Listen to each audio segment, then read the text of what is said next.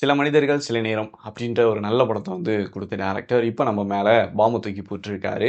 Director Vishal Venkat. இந்த படத்துடைய முக்கியமான ஸ்டார் கேஸ்டிங்கா அர்ஜுன் தாஸ், காளி வெங்கட், சிவாமிகா அண்டு நாசர் மற்றும் பலர் வந்து நடிச்சிருக்காங்க. இந்த படத்துக்கு இசையமைச்சிருக்காரு டி இமான் அவர்கள். பாம் படத்துடைய ஒன்லைன் என்ன அப்படின்னு சொல்லிட்டு பார்த்தீங்கன்னா, காலக்கம்மாய்ப்பட்டி அப்படின்ற ஒரு ஊர் மலை அடிவாரத்தில் வந்து இருக்குது. ரொம்ப ஒத்துமையாக இருந்தவங்களுக்குள்ள கடவுள் மூலயமா மிகப்பெரிய வந்து பிரச்சனை வந்து ஊர் வந்து ரெண்டாக ஆகிடுது. ஸோ அதுக்கப்புறமா கடவுள் பெயரால் அவங்க வந்து எப்படி ஒன்றிணைகிறாங்க அப்படின்றதான் படத்துடைய கதை.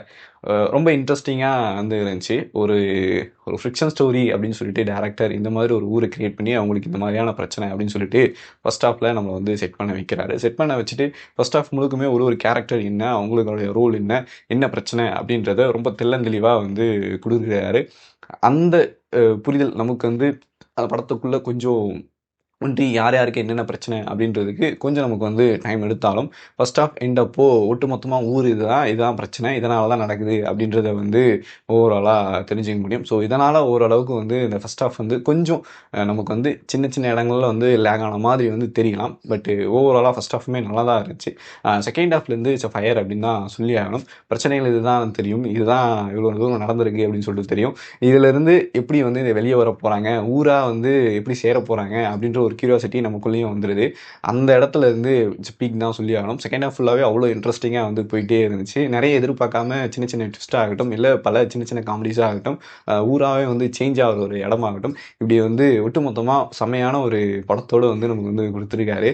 கிளைமேக்ஸ்லாம் அடித்தூள் அப்படின்னு தான் சொல்லி ஆகணும். நமக்குள்ள கடவுள் எங்கே தேடணும் அப்படின்னா நமக்குள்ளே தான் இருக்காரு. அந்த கடவுளை நம்ம தான் தேடணும்.